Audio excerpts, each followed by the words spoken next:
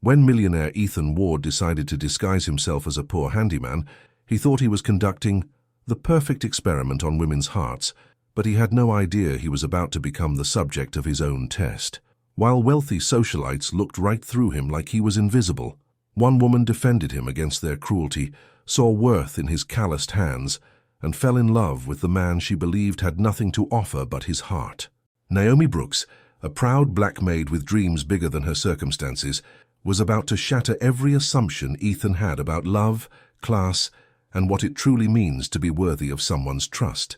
But when his brother's careless words expose the devastating truth in front of the very woman who loved him most, Ethan realizes he's not the one conducting the test anymore. He's the one being judged. Now the man who thought he could buy anything must prove that the only thing money can't purchase is forgiveness from the woman whose heart he broke with his lies.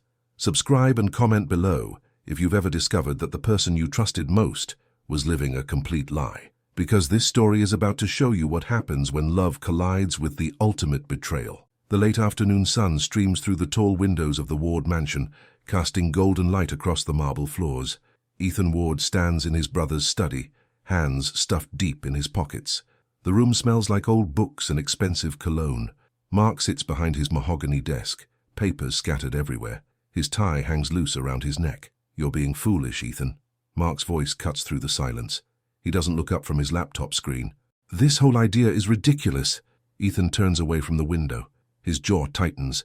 "I need to know, Mark. I need to know if someone can love me for who I really am. Who you really are." Mark finally looks up. His eyes are tired. "You're a millionaire. That's who you are. Accept it." "No." Ethan shakes his head. "I'm tired of women who only see dollar signs when they look at me. Sarah wanted my credit cards. Jessica wanted my connections. And don't even get me started on Victoria." Mark sighs. He closes his laptop with a sharp click. "So your solution is to lie, to pretend you're poor?" "It's not lying, it's testing. It's stupid." Mark stands up. His chair rolls backward and hits the wall.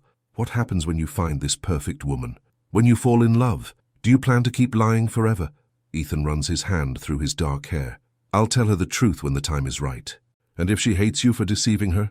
The question hangs in the air like smoke. Ethan stares at the family portrait on the wall.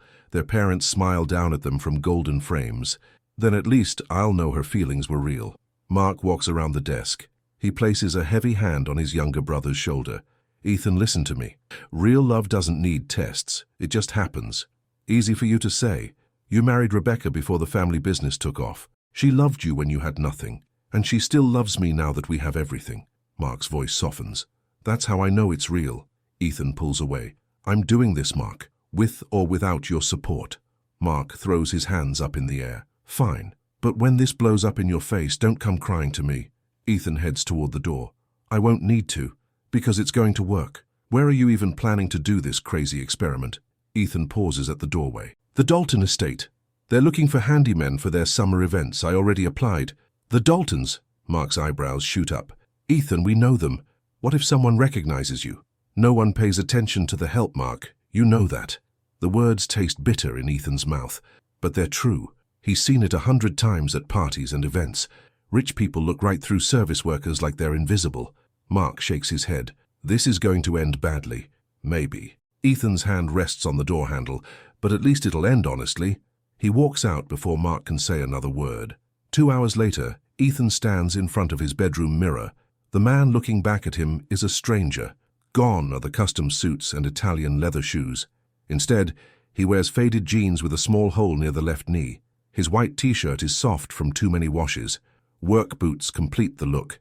He bought everything at a thrift store downtown. His reflection looks normal, like someone who works with his hands for a living, someone who counts every dollar, someone who rides the bus instead of driving a BMW. Ethan picks up his phone. 3 missed calls from Sarah. He deletes them without listening. She probably wants to go shopping again, or maybe she needs money for another emergency. He grabs a baseball cap from his dresser. It's navy blue with a small tear in the brim. Perfect. "Time to see what's out there," he whispers to his reflection. The drive to the Dalton estate takes 30 minutes. Ethan parks his borrowed pickup truck around the corner. He can't risk using his own car. The license plate alone would give him away. The Dalton estate sits on 5 acres of perfectly maintained grounds. The main house is smaller than the Ward mansion, but still impressive. White columns support a wraparound porch. Rose bushes line the circular driveway. Ethan walks toward the service entrance. His palms are sweaty. This is really happening. You must be the new handyman. Ethan turns. A woman in her 50s stands behind him. Her grey hair is pulled back in a neat bun. She wears a simple black dress and comfortable shoes. Her smile is warm but professional. Yes, ma'am. Ethan. Miller. The fake last name rolls off his tongue. He practiced it all week. I'm Mrs. Dalton. Welcome to our home. She shakes his hand firmly. We have several projects lined up. The gazebo needs repairs and we're preparing for a garden party next weekend. Sounds good, I'm ready to work. Mrs. Dalton nods approvingly. I like that attitude. Come on, I'll show you around. They walk through the service entrance into a bright kitchen. Copper pots hang from hooks above a large island. The smell of fresh bread fills the air. Everything is clean and organized. This is the heart of our home, Mrs. Dalton says. Our staff works hard to keep everything running smoothly. A young woman stands at the sink washing dishes. Her back is turned, but Ethan can see her reflection in the window. Dark skin, high cheekbones, hair pulled back in a ponytail. She moves with quiet grace, each motion deliberate and careful. Naomi, Mrs. Dalton calls out, come meet our new handyman. The woman turns around, and Ethan forgets how to breathe. She's beautiful, not in the artificial way of the women he usually meets. No fancy makeup or designer clothes. Just natural beauty that seems to glow from within. Her dark eyes are kind but cautious.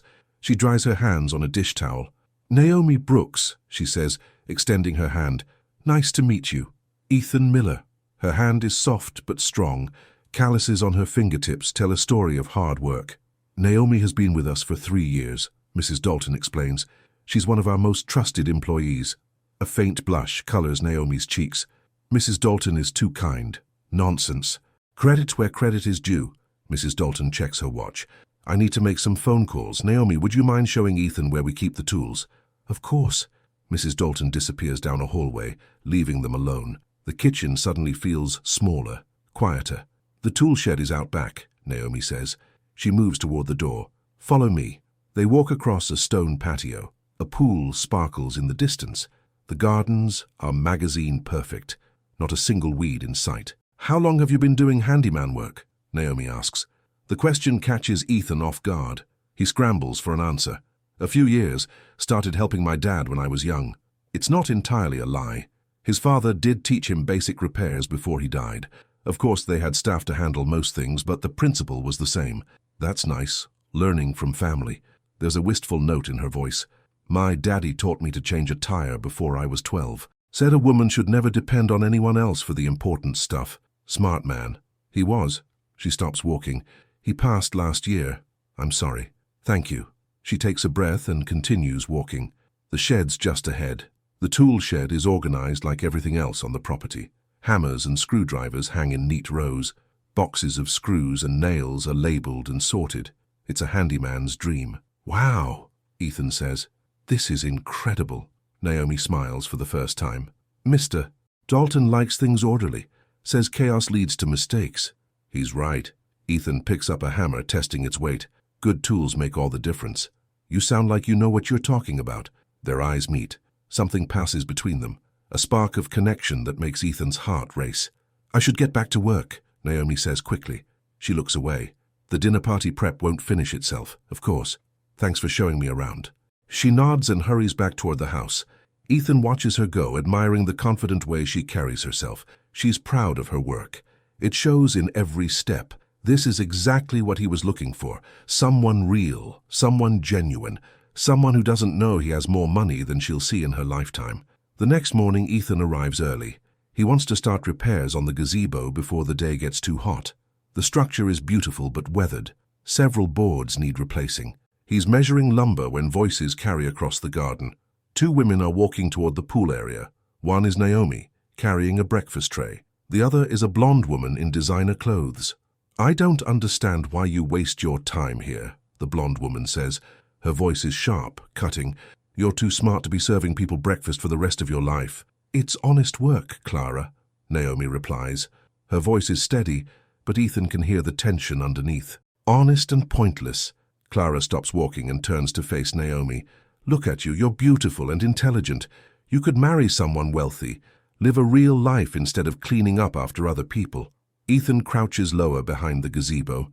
He shouldn't be listening, but he can't help himself. This is a real life, Naomi says firmly. My life, and I'm proud of it. Clara laughs. It's not a nice sound. Pride doesn't pay bills, sweetheart, and it certainly doesn't buy happiness. Money doesn't buy happiness either. Spoken like someone who's never had any. Clara's tone grows cold. Trust me, Naomi. Poverty is not romantic. It's just sad. Ethan's hands clench around the measuring tape. Who does this woman think she is? I need to serve breakfast, Naomi says. She starts walking again. Fine, but when you're 40 and still wiping down tables, don't say I didn't warn you. Clara's heels click against the stone as she walks away. Naomi continues toward the pool area, her shoulders straight and proud. Ethan's chest burns with anger. He wants to march over to Clara and tell her exactly what he thinks of her attitude, but that would blow his cover. And besides, it's not his place. Or is it? An hour later, Ethan is sawing boards when Clara appears again. This time she's alone. She wears a white sundress that probably costs more than most people make in a month. You're the new handyman, she says. It's not a question. Ethan looks up from his work. That's right. Clara looks him up and down like she's examining a piece of furniture. What's your name? Ethan Miller. Well, Ethan Miller. I'm Clara Evans. My family has been friends with the Daltons for years. She steps closer. I'm sure you do good work, but I have some advice. I'm listening. Know your place. Her smile is sharp as a blade. The help doesn't socialize with the guests. It makes people uncomfortable. Ethan sets down his saw. I'm sorry, but I don't understand. I saw you talking to Naomi yesterday, getting a little too friendly if you ask me. Clara's eyes narrow. She's already confused about her station in life. The last thing she needs is encouragement from someone like you. The insult hits like a physical blow. Ethan's jaw tightens. Someone like me? A laborer. A man with no education, no prospects, no future. Clara shrugs. I'm not trying to be cruel. I'm being realistic. Every instinct tells Ethan to reveal who he really is. To watch her face change when she realizes she's talking to someone worth 50 times what her family has. But he holds back. I think that's for Naomi to decide, he says carefully. Clara's laugh is like breaking glass. Naomi is a maid, Mr. Miller. She cleans toilets and serves drinks. That's her world, not yours. Certainly not mine. She's a human being who deserves respect. Respect? Clara's eyebrows shoot up. From whom? You? Before Ethan can answer, Naomi appears around the corner. She carries a pitcher of ice water and glasses on a silver tray. Her face is calm, but Ethan can see the fire in her eyes. Excuse me, Naomi says politely. Mrs. Dalton asked me to bring refreshments. Clara smirks. Perfect timing. We were just discussing you. Naomi sets the tray down on a nearby table.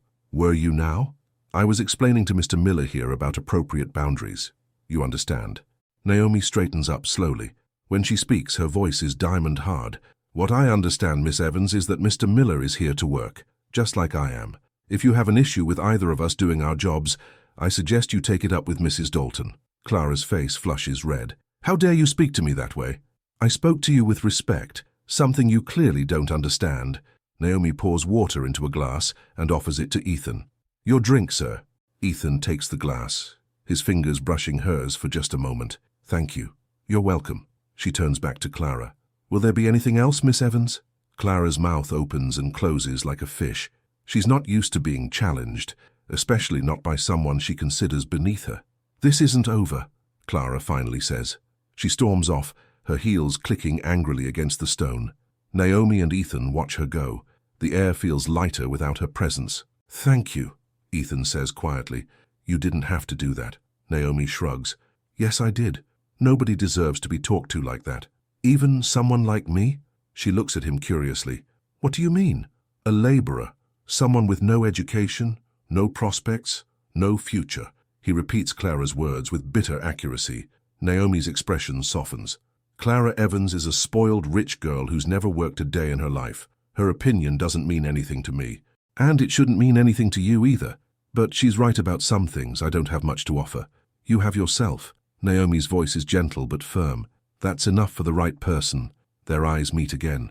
The same spark from yesterday is there, stronger now. Ethan feels like she can see right through him to his heart.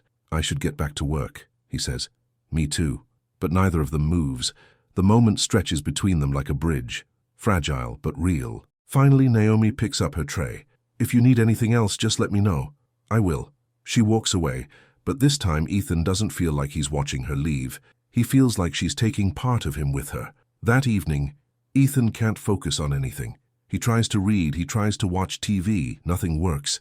His mind keeps returning to Naomi's defense of him, the way she stood up to Clara without flinching. When was the last time someone protected him? Really protected him, not his money or his status or his connections. He can't remember. His phone buzzes. Mark's name appears on the screen. "How's the great experiment going?" Mark's voice is dry. "It's interesting." Interesting how? Ethan tells him about Clara and Naomi, about the way class divisions play out in small, cruel moments, about how invisible he feels when people look at his clothes instead of his face. "And this is what you wanted?" Mark asks. "Yes, no, I don't know." Ethan runs his hand through his hair. "It's more complicated than I thought. Reality usually is. There's this woman, Mark, Naomi. She's... Don't tell me you're falling for someone already." The words hit too close to home. "I'm not falling for anyone, I'm just observing." Mark is quiet for a long moment. "Ethan, promise me something." "What?" "When this goes wrong, and it will go wrong, remember that you chose this. You chose to lie. Don't blame her when she can't forgive you." The line goes dead before Ethan can respond, but Mark's words echo in his head all night long. The next day brings more work on the gazebo. Ethan finds a rhythm in the physical labor, measuring, cutting, hammering. His hands remember skills he learned years ago. There's something satisfying about creating something solid and lasting. Around noon, Naomi appears with a sandwich and cold lemonade. "Thought you might be hungry," she says, setting the food on the gazebo steps. "That's very kind of you, thank you." She sits down beside him, careful to leave space between them. "How's the work going?" "Good. The structure is solid, just needed some fresh boards." He takes a bite of the sandwich. It's perfectly made. Turkey, lettuce, tomato, just enough mustard. "This is delicious. My grandmother's recipe for the mustard. She taught me to cook when I was little." She sounds like a wise woman. "She was. She always said food made with love tastes better than anything else." Naomi's smile is soft with memory. "I used to think she was being silly, but now I think she was right." Ethan looks at the sandwich in a new light. "Made with love?" A blush colors Naomi's cheeks. "Made with care, I mean. For a friend. Is that what we are? Friends?" The question hangs between them. Naomi fidgets with her apron strings. "I'd like to think so," she says finally. "Me too." They sit in comfortable silence, watching butterflies dance among the rose bushes. The afternoon sun is warm but not too hot. A gentle breeze carries the scent of jasmine. "Can I ask you something?" Naomi says. Ethan's stomach tightens. "Sure. What did you do before this? Before handyman work?" The question he's been dreading. Ethan scrambles for an answer that's not quite a lie. "A little bit of everything. Helped my dad with his business. Worked construction for a while. You know how it is. You take whatever work you can find. Must have been hard, losing your dad's business." Ethan nearly chokes on his lemonade. "What makes you think we lost it? Why else would you be here?" Naomi's voice is gentle, understanding. "I mean, no disrespect, but a man with a good business doesn't usually end up doing odd jobs for other people." The assumption stings because it feels so real. In Naomi's world, that's probably exactly what would happen. A family business fails, and suddenly you're looking for any work you can find. "Yeah," he says quietly. "It was hard." Naomi reaches over and squeezes his hand briefly. "I'm sorry. I shouldn't have pried." Her touch sends electricity up his arm. "It's okay, you can ask me anything." "Anything?" "Anything." She looks at him seriously. "Why do you work so hard? I've watched you these past couple days. You put everything into every task, no matter how small. Most people would cut corners." The question surprises him. He thinks about it seriously before answering. "Because the work matters.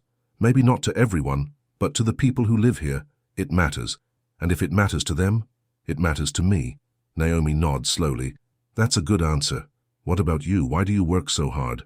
"Same reason, I guess. Plus," she hesitates. "Plus what?" "People expect less from me.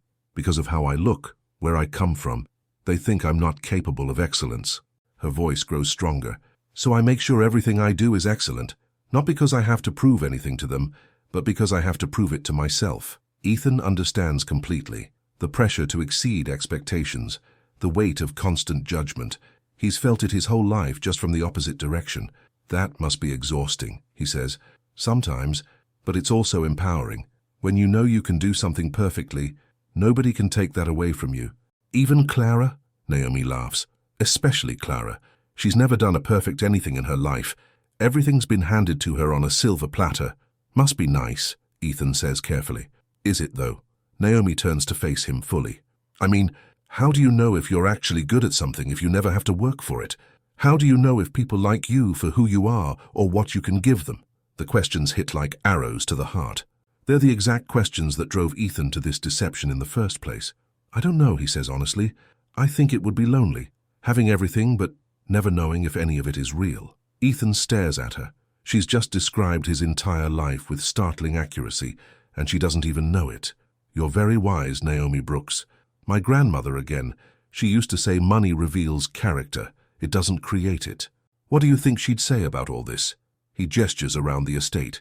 She'd say rich people put their pants on one leg at a time, just like everybody else, and they deserve respect as human beings. Nothing more, nothing less. Not because of their money. Money is just paper. Character is what lasts. Ethan feels something crack open in his chest. When was the last time someone talked about him as a person instead of a bank account? You're amazing, he says softly. Naomi's cheeks flush pink. You're not so bad yourself, Ethan Miller. If only she knew. That afternoon, Ethan works with extra energy. Naomi's words replay in his mind. Her laugh, the way she defended him to Clara, the gentle touch of her hand. He's falling for her. There's no point denying it anymore. But the deception weighs heavier with each passing hour. How long can he keep this up? And what will happen when the truth comes out? Because it will come out. It always does. As the sun begins to set, Ethan packs up his tools. The gazebo is nearly finished. Just a few more details tomorrow, and it'll be perfect for the garden party. He's loading the truck when he hears footsteps behind him. Long day? He turns to find Naomi approaching. She's changed out of her work clothes into jeans and a simple green blouse. Her hair is loose around her shoulders. She looks younger, more relaxed. The best kind, he says. Good work, good weather, good company. Flatterer. But she's smiling. Just honest. They stand beside the truck, neither wanting the day to end. Naomi, Ethan says carefully, would you like to get coffee sometime, when we both have time off? Her smile falters slightly. I don't know if that's a good idea. Why not? Because, she looks toward the house, then back at him. Because I like you, and that scares me. It scares me too. We're from different worlds, Ethan. If only she knew how wrong she was, and how right. Maybe, he says, but right now, in this moment, we're from the same world. Two people who like each other, isn't that enough? Naomi is quiet for a long moment. The evening air is soft and warm. Crickets begin their nightly symphony. One coffee, she says finally. Ethan's heart soars. One coffee. But somewhere away from here? I don't need Clara spreading rumors. Wherever you want. Naomi nods. Saturday afternoon. There's a small cafe downtown. Murphy's. I'll find it. 2 o'clock? Perfect. She starts to walk away, then turns back. Ethan? Yeah? Thank you. For being kind. For seeing me as more than just the help. Before he can respond, she's gone, disappearing into the house like a dream. Ethan stands beside his truck for a long time, watching the windows light up one by one. Somewhere in there, Naomi is going about her evening routine, maybe thinking about him the way he's thinking about her. Saturday feels like a lifetime away. He drives home with hope singing in his chest and guilt churning in his stomach. The lies are getting easier to tell, and that terrifies him more than anything else. But when he thinks about Naomi's smile, about the possibility of one coffee turning into something more, the guilt fades, just for a little while, just until reality comes calling again. Saturday afternoon arrives with perfect weather. Ethan stands outside Murphy's cafe at 1:55, wearing his best thrift store clothes. He checked his reflection 3 times before leaving the truck. The cafe is small and cozy, with mismatched chairs and local art on the walls. Exactly the kind of place where 2 working people might meet for coffee. Naomi appears at exactly 2 o'clock. She wears a simple yellow sundress that makes her skin glow. Her hair falls in soft waves around her shoulders. Ethan's breath catches in his throat. Hi, she says, suddenly shy. Hi yourself. You look beautiful. Thank you. She fidgets with her purse strap. I wasn't sure you'd actually show up. Why wouldn't I? I don't know. Maybe you'd come to your senses. Ethan opens the cafe door for her. My senses are working just fine. They order coffee and find a table by the window. The afternoon light filters through old glass, casting rainbow patterns on the wooden table. Naomi wraps her hands around her mug like she's drawing warmth from it. "So," she says, "tell me something I don't know about Ethan Miller." The fake name still makes him wince inside. "What would you like to know?" "Anything, everything," she smiles. "What's your favorite color?" "Blue, like the ocean on a clear day." He looks into her eyes. "What about you?" "Green, forest green, like the trees behind my grandmother's house." "Tell me about that house." Naomi's face softens with memory. "Small, 2 bedrooms, 1 bathroom, but it had the biggest front porch you ever saw. We'd sit out there on summer evenings drinking sweet tea and watching fireflies. Sounds perfect." It was. Simple but perfect. She takes a sip of coffee. "What about you? Where did you grow up?" Ethan's chest tightens. Another lie to navigate. "Different places. My dad's work moved us around a lot. That must have been hard, never staying anywhere long enough to make real friends." "Yeah, it was." The sadness in his voice is real, even if the reason is fake. He did move around as a child, but between private schools and summer camps, not construction sites and rental houses. "Is that why you're so good at adapting? You seem comfortable anywhere." "I guess. You learn to read people quickly when you're always the new kid." Naomi nods. "I've lived in the same neighborhood my whole life. Sometimes I wonder what it would be like to start fresh somewhere new. Have you ever thought about it? Moving away? Every day?" Her voice is wistful. "There's a teaching program in California. They help people without education degrees become teachers in underserved communities. I've looked at their website so many times I could probably recite it. Why don't you apply?" Naomi stares into her coffee. "Money, time, fear. Take your pick." "Fear of what?" "Failing. Leaving everything I know behind and discovering I'm not good enough." She looks up at him. "What if I get there and realize I was just a small-town girl with big dreams? What if you get there and discover you're exactly as amazing as I think you are?" The words hang between them like a bridge. Naomi's eyes search his face. "You really believe that?" "I know it." "How can you be so sure?" "Because I've watched you work. I've seen how you treat people, how you stand up for what's right." Ethan leans forward.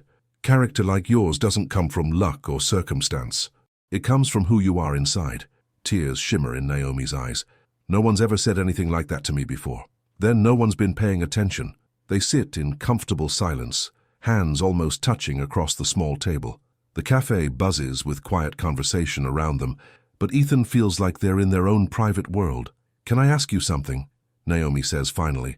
"Always." "What do you want? I mean, if you could have anything in the world, what would it be?" The question should be easy. 6 months ago, Ethan would have said success, recognition, respect. Now, looking at Naomi's earnest face, only one answer feels true. Someone who sees me, really sees me. Not what I can do for them or what I represent, but who I am underneath everything else. "And what are you underneath everything else?" Ethan thinks carefully. "Someone who's tired of pretending. Someone who wants to build something real. With the right person? With you." The words slip out before he can stop them. Naomi's eyes widen in surprise. "Ethan, I'm sorry. That was too much. Too fast." "No." She reaches across the table and takes his hand. "It wasn't too much, it was honest." Her fingers are warm and soft. Ethan wants to hold on forever. "I should get you home," he says reluctantly. "It's getting late." "Already? It feels like we just got here." "Time flies when you're having fun." They walk slowly to his truck, neither wanting the afternoon to end. The sun is beginning to set, painting the sky in shades of pink and gold. "Naomi," Ethan says as they reach the passenger door, "thank you for taking a chance on me. Thank you for being worth the chance." He opens the door for her, and she slides inside. The drive to her neighborhood takes 15 minutes. Small houses line quiet streets. Children play in front yards while parents watch from porches. It's a world away from the gated communities Ethan knows. "Turn here," Naomi says, pointing to a narrow street lined with oak trees. Ethan follows her directions to a small blue house with white shutters. A garden blooms in the front yard, full of vegetables and flowers growing side by side. "This is me," she says. "It's beautiful. It's not much, but it's home." She hesitates before getting out. "Would you like to see the garden? I planted it myself." "I'd love to." They walk around the side of the house. The backyard is small but perfectly maintained. Tomato plants heavy with fruit share space with sunflowers and roses. A small bench sits under an apple tree. "My grandmother would love this," Ethan says. hoping the lie sounds convincing. Did she garden too? All the time. Said it kept her connected to what really mattered. She sounds wise.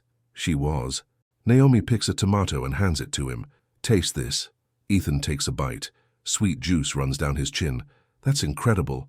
Better than anything you can buy in a store, right? So much better. He looks around the garden with new appreciation. You did all this yourself? Every seed, every plant. It takes time, but there's something satisfying about creating something beautiful with your own hands. I understand that feeling. They sit on the bench together, watching fireflies begin to dance among the flowers. The air smells like jasmine and fresh earth. I had a wonderful time today, Naomi says softly. So did I. Maybe we could do it again sometime. I'd like that very much. Naomi turns to face him on the bench. In the fading light, she looks like something from a dream. Beautiful and real, and so close he can count her eyelashes. Ethan. Yeah? I'm glad we're friends. Just friends. She smiles. Maybe a little more than friends. How much more? Instead of answering, she leans forward and kisses him softly. Her lips are warm and taste like coffee and hope. Ethan's heart hammers against his ribs as he kisses her back. When they finally part, both are breathing hard. Was that okay? She whispers. That was perfect. They sit together in the growing darkness, hands intertwined, watching the stars appear one by one. Ethan has never felt more content or more terrified in his entire life. The next week passes in a blur of stolen moments and secret smiles. Ethan finishes the gazebo repairs and starts on other projects around the estate. Every day, Naomi finds excuses to bring him water or sandwiches. They talk about everything and nothing. Books they've read, places they'd like to travel, dreams they've carried since childhood. Ethan learns that Naomi writes poetry in her spare time, that she volunteers at a literacy program on Sundays, that she sends half her paycheck to her mother in Alabama every month. Naomi learns that Ethan can fix almost anything with his hands, that he reads voraciously, that he has strong opinions about social justice and helping people who have less. What she doesn't learn is that he's lying about everything else. The deception eats at Ethan constantly. Every smile from Naomi feels stolen. Every conversation builds another layer of falsehood between them. But every time he works up the courage to tell her the truth, he remembers Clara's words about knowing your place. He imagines the look in Naomi's eyes when she realizes he's been playing games with her heart. So he stays quiet and hates himself for it. Thursday evening brings an unexpected thunderstorm. Ethan is putting tools away in the shed when the power flickers and dies. The estate plunges into darkness. Ethan? Naomi's voice calls from the kitchen door. Are you okay out there? I'm fine, just finishing up. He makes his way carefully across the yard. Naomi waits by the door with a flashlight. Come inside, she says. Mrs. Dalton went to her sister's house for the night. The generator only powers essential systems. The kitchen is lit by candles and a battery-powered lamp. Rain pounds against the windows in sheets. Thunder rumbles overhead like a freight train. This is cozy, Ethan says, settling into a chair at the kitchen table. I love storms. Always have. Naomi pours 2 glasses of sweet tea from a pitcher. When I was little, my grandmother and I would sit on the porch and watch lightning. Wasn't that dangerous? Probably. But it felt magical, like the whole world was putting on a show just for us. Another flash of lightning illuminates the kitchen for a split second. Thunder follows immediately after. It's right on top of us, Ethan observes. Good thing you're not driving home in this. I guess I'll wait it out here if that's okay. More than okay. Naomi's smile is visible even in candlelight. I could use the company. They sit across from each other at the small table. The candle flame flickers between them, casting dancing shadows on the walls. Outside, the storm rages with increasing intensity. Tell me something you've never told anyone else, Naomi says suddenly. Ethan's stomach drops. That's a dangerous question. The best ones usually are, he thinks carefully. What can he share that's true but not revealing? I'm scared, he says finally. Of what? Of never being enough. Of trying my whole life to prove I'm worthy of love and always coming up short. Naomi reaches across the table and takes his hand. You are enough, Ethan. Exactly as you are. How can you be so sure? Because I see you. The real you. The man who works harder than anyone else even when no one's watching. The man who stood up to Clara when she was being cruel. The man who brings me wildflowers because he knows they make me smile. Wildflowers? The ones you leave by the tool shed. Don't think I haven't noticed. Ethan's face grows warm. He thought he'd been more subtle. I didn't want to assume... Assume what? That I like them? That they brighten my whole day? Naomi squeezes his hand. I save everyone. Press them between the pages of books. You do? They're the most beautiful gifts anyone's ever given me. Lightning flashes again, followed by a crack of thunder that shakes the house. The candle flame gutters but doesn't go out. Your turn, Ethan says. Tell me a secret. Naomi is quiet for a long moment. I've never felt this way about anyone before. What way? Safe, seen, like I could tell you anything and you wouldn't judge me. You could. I wouldn't. I know. That's what scares me. Why? Because I'm falling in love with you, and I don't know what to do about it. The words hang in the air between them like suspended music. Ethan's heart stops beating for a full second, then kicks back to life at double speed. Naomi, I know it's crazy. We've only known each other a week, but I can't help how I feel. It's not crazy. His voice is rough with emotion. I'm falling for you too. You are? From the first moment I saw you. You took my breath away, and I haven't gotten it back since. Naomi stands up and walks around the table. She stops beside his chair, looking down at him with eyes that hold the whole world. Kiss me, she whispers. Ethan stands and takes her face in his hands. He kisses her like his life depends on it, pouring all his feelings into the connection between them. She tastes like sweet tea and promises, her hands fist in his shirt, pulling him closer. When they break apart, both are shaking. I love you, she whispers against his lips. I love you too. The truth of it hits him like lightning. He does love her, completely, desperately, forever. And she loves him back, but she loves Ethan Miller, the poor handyman, not Ethan Ward, the millionaire heir. The guilt crashes over him like a tidal wave. He should tell her the truth right now, before this goes any further, before he hurts her worse than she can imagine. Naomi, there's something I need to tell you. What is it? He looks into her trusting eyes, sees the love shining there like starlight, and loses his courage completely. Just that I've never been happier than I am right now, in this moment, with you. Me neither. She rests her head against his chest. I wish this storm would last forever. So do I. But storms always end, and when they do, the damage they leave behind is impossible to ignore. The next morning brings brilliant sunshine and a new problem. Clara Evans arrives early for a charity luncheon planning meeting. She sweeps through the kitchen like a hurricane, criticizing everything from the flower arrangements to the menu choices. These napkins are completely wrong, she snaps at Naomi. I specifically requested ivory, not cream. I'll check with Mrs. Dalton about ordering new ones, Naomi replies calmly. Don't check, do it. And while you're at it, the silverware needs polishing. It looks tarnished. Ethan watches from the window as he repairs a loose shutter. His hands grip the screwdriver so tightly his knuckles turn white. Every instinct screams at him to march inside and put Clara in her place. And another thing, Clara continues, her voice carrying through the open window. I saw that handyman's truck here very late last night. I hope you're not getting ideas above your station. I don't know what you mean, Naomi says evenly. Oh, I think you do. A little romance with the help might seem exciting, but it's not going to lead anywhere. Men like that don't marry women like you. They have fun and move on. You don't know anything about him. I know enough. He's a drifter with no money and no prospects. What could he possibly offer someone like you? Respect, kindness, love. Clara laughs sharply. Love doesn't pay bills, sweetheart. And it certainly doesn't change the fact that you're a maid dating a laborer. It's almost pathetic. Ethan drops his screwdriver. The clatter echoes across the yard. His vision goes red around the edges. How dare she talk to Naomi that way? How dare she reduce their feelings to something cheap and meaningless? He starts toward the kitchen door, ready to reveal exactly who he is and what he's worth. Ready to watch Clara's smug face crumble when she realizes she's been insulting a millionaire. But then he stops. What would that accomplish? He'd embarrass Clara, yes, but he'd also expose his deception to Naomi in the worst possible way. She'd learn the truth from someone else's shock instead of his honest confession.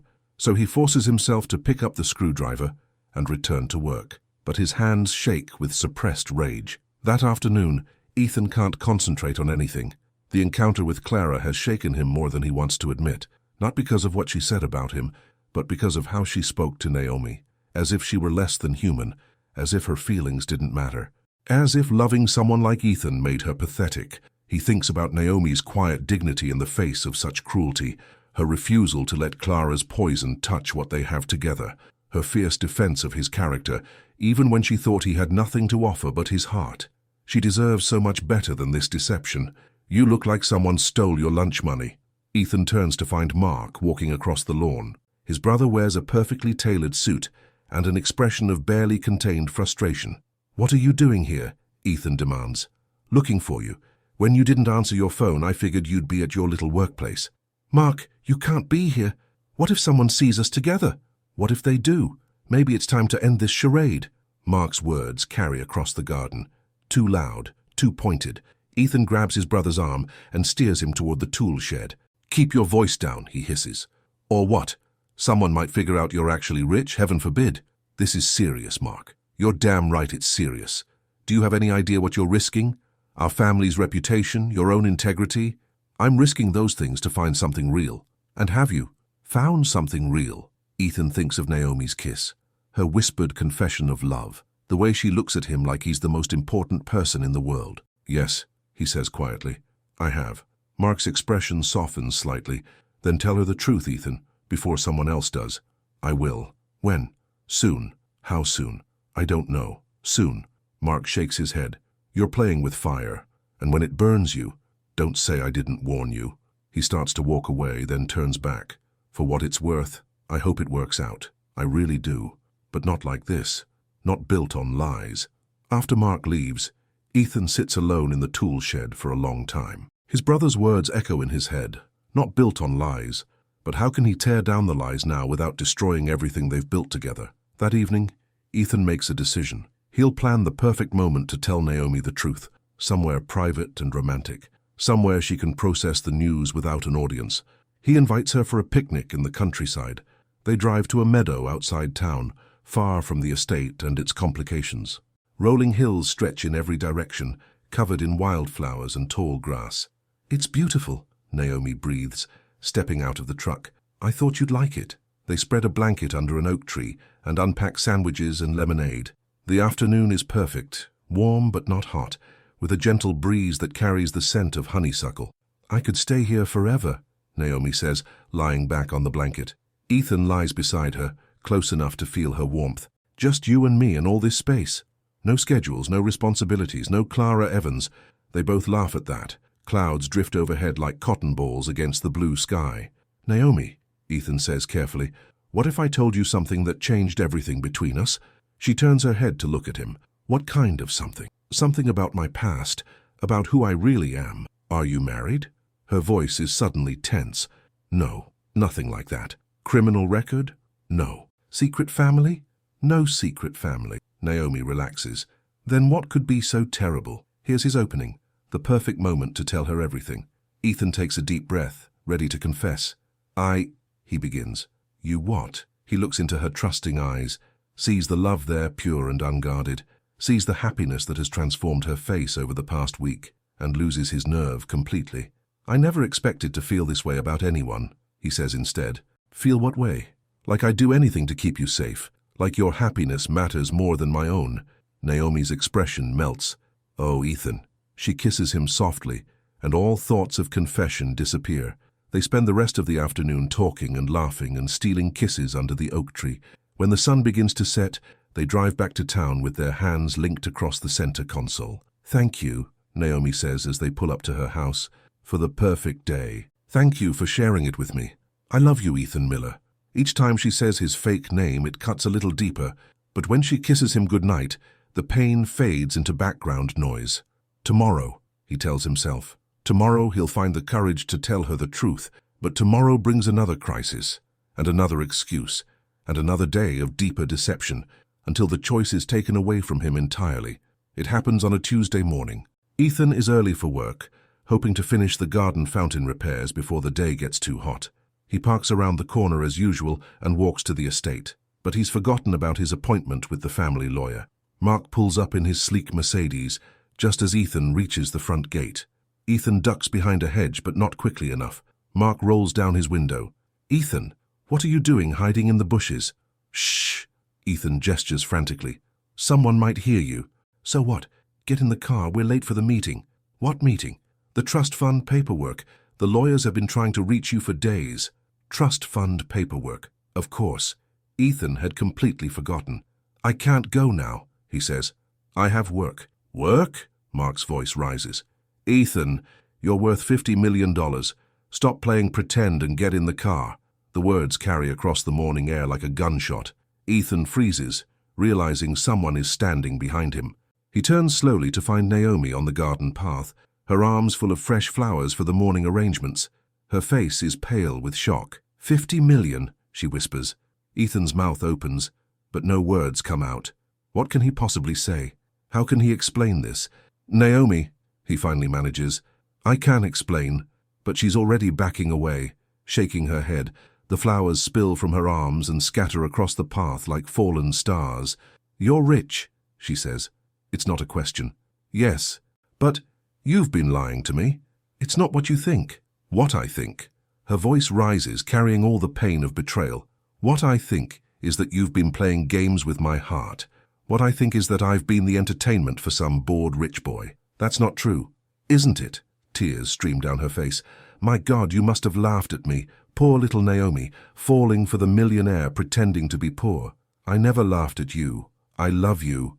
You love lying to me. Mark clears his throat uncomfortably. Should I go? Yes, Naomi and Ethan say simultaneously. Mark's car disappears around the corner, leaving them alone with the wreckage of everything beautiful they'd built. Please, Ethan says desperately, let me explain. Explain what? How you decided to test the gold-digging maid? How you wanted to see if I'd love you for your sparkling personality? It wasn't like that. Then what was it like, Ethan? Or is that even your real name? It's my real name, Ethan Ward, and yes, I'm wealthy, but everything I told you about my feelings was true, built on a lie.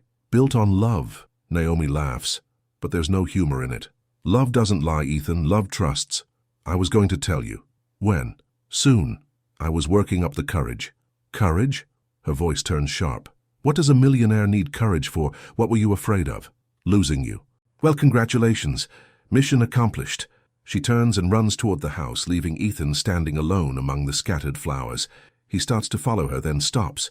What right does he have to chase her? What right does he have to demand forgiveness? He's lost her.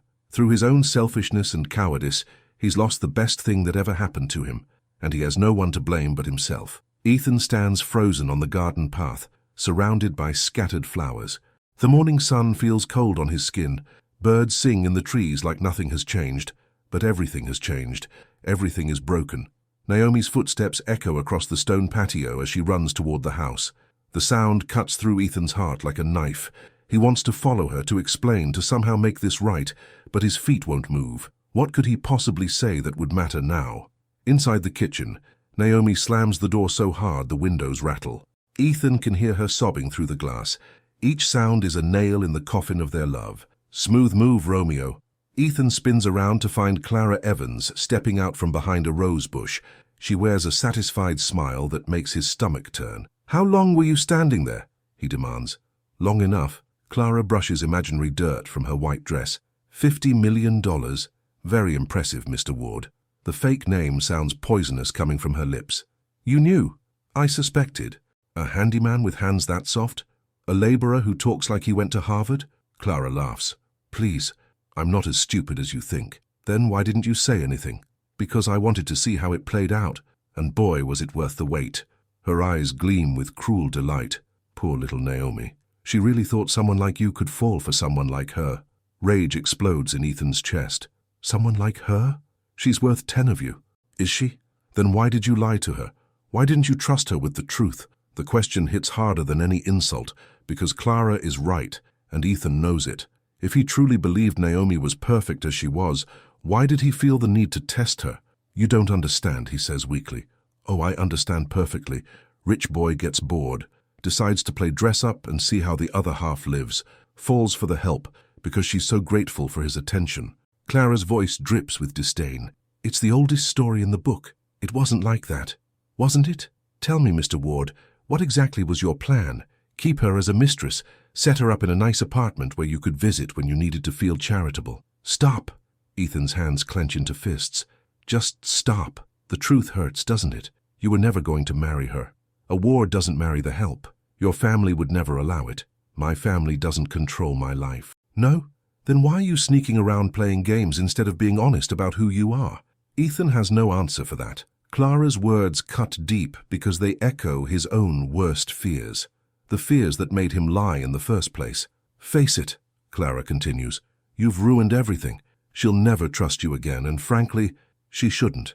You've shown her exactly what you think she's worth. Nothing." "That's not true."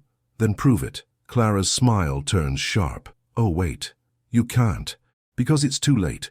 You've already shown your true colors." She walks away, heels clicking against the stone path. Each sound feels like a hammer blow to Ethan's skull. He stands alone in the garden for what feels like hours. The scattered flowers around his feet seem to mock him, symbols of beauty destroyed by carelessness. Finally, he forces himself to move. He gathers his tools from the shed and loads them into the truck. There's no point staying. His work here is done in more ways than one. As he drives away, Ethan catches a glimpse of Naomi in an upstairs window. She's watching him leave, her face streaked with tears. The image burns itself into his memory like a brand. The drive home passes in a blur.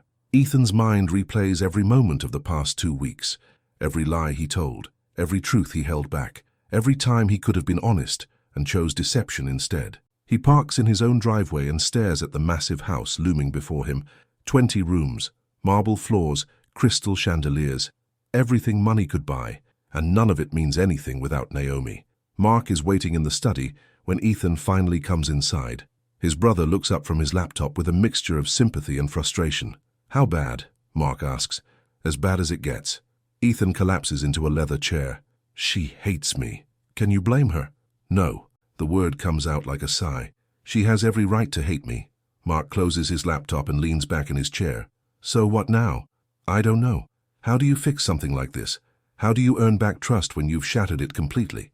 "Honestly, I'm not sure you can." The words hit like a physical blow. "Thanks for the encouragement. I'm not trying to encourage you. I'm trying to be realistic." Mark's voice is gentle but firm. "You didn't just lie to her, Ethan.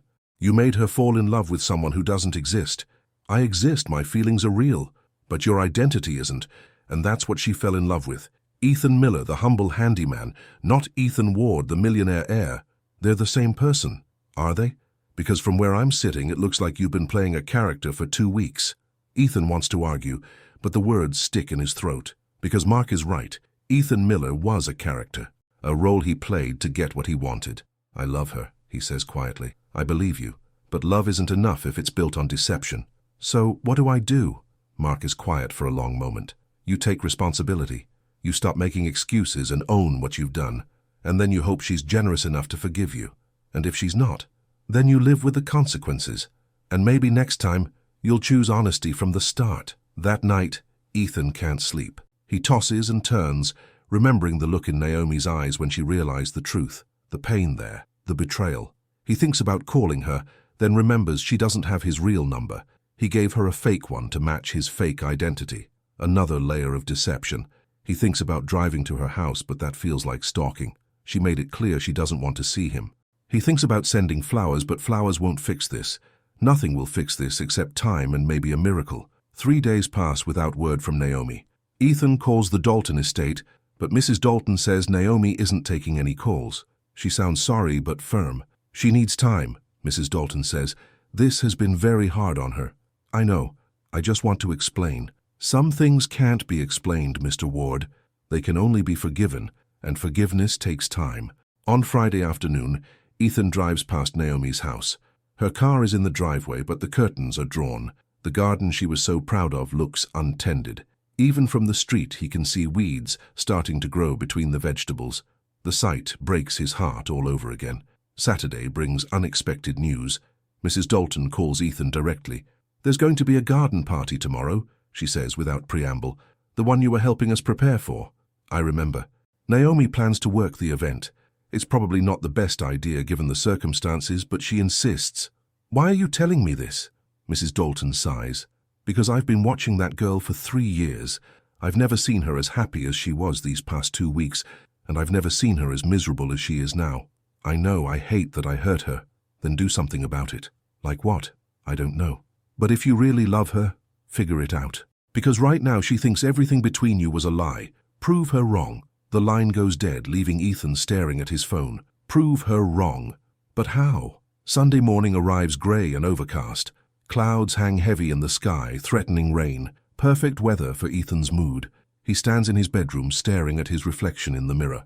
Today feels like the most important day of his life. What he does in the next few hours will determine whether he has any chance of winning Naomi back or whether he's lost her forever. Mark finds him still standing there an hour later. "You look like you're going to a funeral," Mark observes. "Maybe I am. The funeral of my last chance with her. So what's the plan?" Ethan turns from the mirror. "I'm going to the party. As yourself? As myself. No more pretending. No more lies." Mark nods approvingly. "Good. It's about time. I'm going to tell everyone the truth, in front of the whole crowd. That's bold. It's necessary. She needs to see that I'm willing to face the consequences of what I've done, publicly. And then I'll ask for her forgiveness, and pray it's not too late." Mark claps him on the shoulder. "For what it's worth, I think you're doing the right thing. Even if it destroys our family's reputation, our reputation can handle a little scandal. Besides, honesty is always the right choice, even when it's hard." Ethan drives to the Dalton estate with his heart hammering against his ribs. Cars line the circular drive. Well-dressed guests mingle on the lawn, glasses of champagne in their hands. The party is in full swing. He parks and takes a deep breath. This is it. No turning back now. The guests notice him immediately. Whispers follow in his wake as he walks across the lawn. Some recognize him as Ethan Ward, the millionaire heir. Others remember him as the handyman from earlier in the week. The confusion is written across their faces. Ethan spots Naomi near the refreshment table, serving drinks to guests. She wears a simple black dress and white apron. Her hair is pulled back in a neat bun. She looks beautiful and sad, and so fragile it makes his chest ache. Their eyes meet across the crowded lawn. Naomi freezes, a tray of champagne glasses in her hands. For a moment, the world stops spinning. Then she looks away and continues serving drinks like nothing happened. Ethan makes his way to the center of the lawn, where most of the guests are gathered. His palms are sweating, but his resolve is steady. "Excuse me," he says loudly. "Could I have everyone's attention?" Conversations stop. Heads turn in his direction. The crowd looks at him with curious expressions. "My name is Ethan Ward," he begins. "Some of you know my family. Others might remember me as the handyman who's been working on the estate this week." Murmurs ripple through the crowd. Confusion, recognition, the beginning of understanding. "I need to make a confession," Ethan continues, "and an apology." He finds Naomi in the crowd. She's standing near the back, her face pale but composed. Mrs. Dalton stands beside her, one protective hand on her shoulder. "2 weeks ago, I made a terrible decision. I disguised myself as a poor laborer because I wanted to test whether someone could love me for who I really am, not what I have." The murmurs grow louder. Some guests look scandalized. Others seem intrigued by the drama unfolding before them. "In the process, I deceived someone who deserved nothing but honesty from me. Someone kind and genuine and beautiful. Someone who loved me despite believing I had nothing to offer but my heart." Ethan's voice grows stronger as he speaks. "Naomi Brooks trusted me with her feelings. She defended me to people who looked down on me. She saw worth in who she thought I was, not what she thought I owned." Tears shine in Naomi's eyes, but she doesn't look away. "And I repaid that trust with lies. I made her fall in love with a character I was playing instead of the man I really am." Ethan's voice cracks slightly. There's no excuse for that. No justification that makes it right. The crowd is completely silent now. Even the servants have stopped working to listen. "I'm not asking for forgiveness," Ethan says, looking directly at Naomi. "I know I don't deserve it. I'm asking for a chance to prove that my feelings were real, even when my identity wasn't." He pauses, gathering courage for the hardest part. "I love you, Naomi Brooks. Not because you're grateful for my attention, not because you're convenient or entertaining, but because you're the strongest, most genuine person I've ever met. Because you see good in people, even when they don't deserve it." His voice drops to barely above a whisper, but in the silence, everyone can hear. "Because you make me want to be the man you thought I was." The speech ends in complete quiet. Guests exchange glances, unsure how to react. Someone coughs nervously. A champagne glass clinks against a plate. Ethan stands in the center of it all, his heart laid bare for everyone to see. Vulnerable and exposed and more honest than he's ever been in his life. Slowly, the crowd begins to disperse. Guests drift toward other conversations, giving Naomi and Ethan space. Some look disgusted by the public display. Others seem moved by the raw emotion. Ethan doesn't care what any of them think. His attention is focused entirely on Naomi. She stands motionless for a long moment, tears streaming down her cheeks. Then she sets down her tray and walks toward him. The distance between them feels like miles. Each step she takes sends Ethan's heart racing faster. Is she coming to forgive him, or to tell him publicly that it's over? She stops 3 feet away, close enough to touch, but she doesn't reach for him. "That was quite a speech," she says quietly. "I meant every word." "Did you? Or is this just another performance?" The question cuts deep. "How can I prove it's real?" "I don't know if you can." Her voice is steady, but he can hear the pain underneath. "Trust isn't something you can earn back with grand gestures, Ethan. It's built day by day, truth by truth. I know, and I want to build it back, if you'll let me." Naomi wipes tears from her cheeks. "Do you understand what you did to me?" "I think so." "No, you don't." Her voice grows stronger.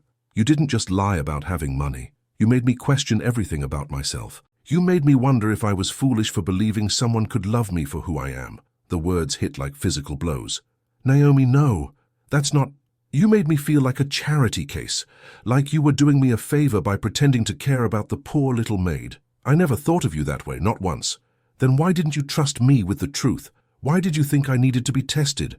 Ethan has no good answer for that, because the truth is ugly and selfish and reveals everything wrong with his character. "Because I was scared," he says finally. "Because every other woman I've known only wanted my money. Because I'd rather be loved for who I'm not than rejected for who I am. And what about what I wanted? What about my right to make an informed choice about who I gave my heart to? You're right. I was selfish. I thought about my fears instead of your feelings. You thought about your fears instead of my worth." The accusation hangs between them like a sword, because it's true. If he truly valued Naomi, he would have trusted her with the truth from the beginning. "I'm sorry," he whispers. "I'm so sorry." "I know you are, but sorry doesn't fix this." "Then what does?" Naomi looks at him for a long moment.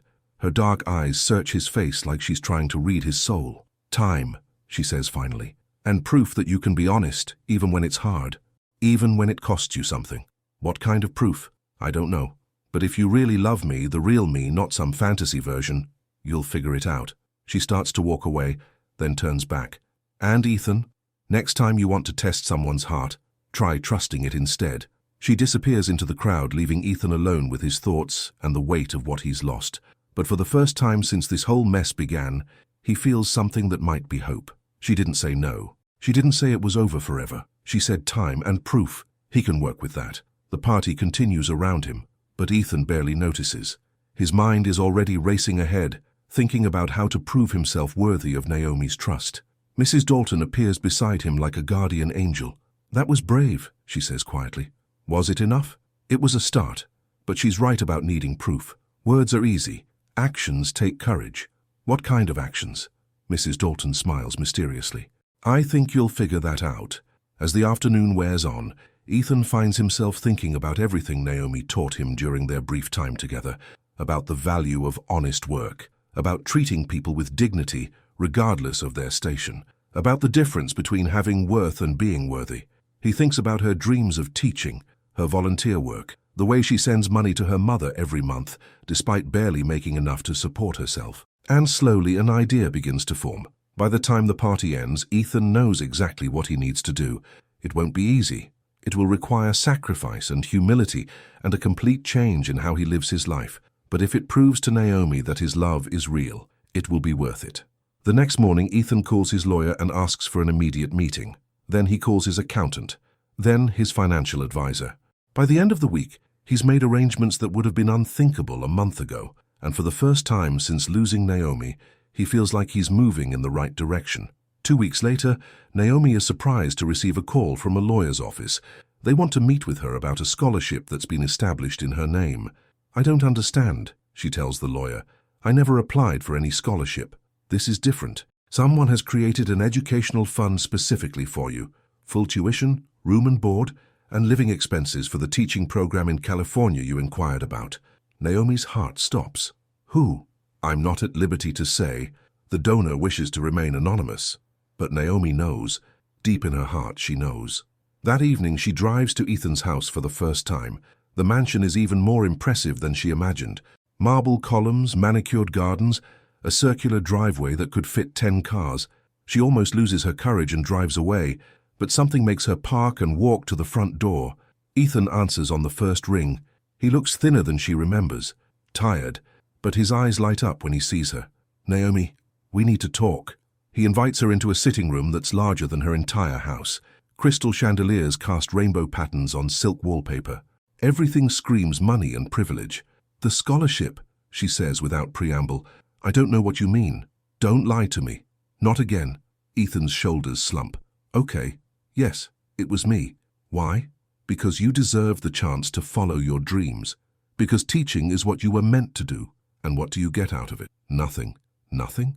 "The satisfaction of knowing you're happy, even if that happiness doesn't include me." Naomi stares at him. "You're giving me money to leave town. I'm giving you opportunity to build the life you want. What if the life I want includes you?" The question hangs in the air like a prayer. Ethan's eyes widen with hope and fear in equal measure. "Does it?" he whispers.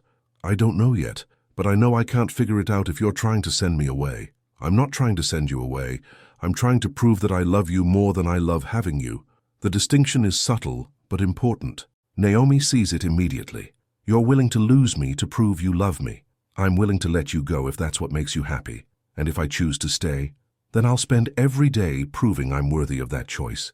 They sit in silence for a moment, the weight of the conversation settling between them. "I'm still angry," Naomi says finally. "You have every right to be, and I still don't completely trust you." "I understand. But," she takes a deep breath, "I think I'd like to try. If you're willing to be patient while I figure out how to forgive you." Hope blooms in Ethan's chest like a sunrise. "How patient?" "However long it takes." "And the scholarship?" "I'll take it, but on one condition." "Anything." "You come with me, not as my benefactor or my secret millionaire boyfriend, as my partner, someone who believes in the same things I do." "You want me to move to California?" "I want you to build something real, with me, away from all this." She gestures around the opulent room. Away from the games and the pretending. Ethan thinks about leaving everything he's ever known. The business, the wealth, the comfortable life of privilege. Then he thinks about building something meaningful with the woman he loves, about teaching alongside her, about proving every day that love matters more than money. "Yes," he says without hesitation. "Yes, yes, I'll come with you. I'll leave all this behind if that's what it takes." "You'd give up being rich?" "I'd give up anything for you, but more than that, I want to give it up for me. I want to be the man you believed I was." Naomi studies his face carefully, looking for deception, for hidden motives, for any sign that this is another game. She finds only sincerity. "Okay," she says softly. "Okay? Okay, let's try. Let's build something real together." Ethan wants to reach for her, to pull her into his arms and never let go, but he forces himself to stay seated, to let her set the pace. "How do we start?" he asks. "With honesty, complete honesty, no more secrets." "Deal. And with time. I need time to learn how to trust you again. Take all the time you need. And with work. Real work. If we're going to do this, we're going to do it as equals.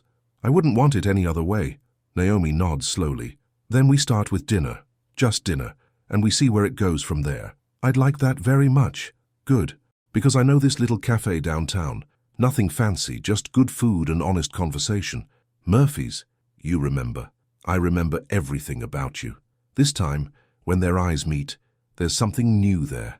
Not the desperate passion of their first love, but something deeper, more mature, the beginning of trust rebuilt on a foundation of truth. It will take time. It will take work. But for the first time since this whole journey began, both of them believe it's possible. Love worth having, built on honesty instead of deception, built to last. 3 months later, Ethan and Naomi stand in a small apartment in California, surrounded by boxes and possibilities. The furniture is second-hand. The kitchen is tiny. The view from the window shows a busy street instead of manicured gardens. It's perfect. "No regrets?" Naomi asks, watching Ethan hang a simple picture on the wall. "None." "You?" "None." They've both started the teaching program. Ethan struggles more than Naomi. His privileged education didn't prepare him for working with underprivileged kids. But he's learning, growing, becoming the man she believed he could be. "I got an email from Mark today," Ethan says, stepping back to admire the crooked picture. "The family business is doing fine without me." "Are you surprised?" "No, but I'm relieved.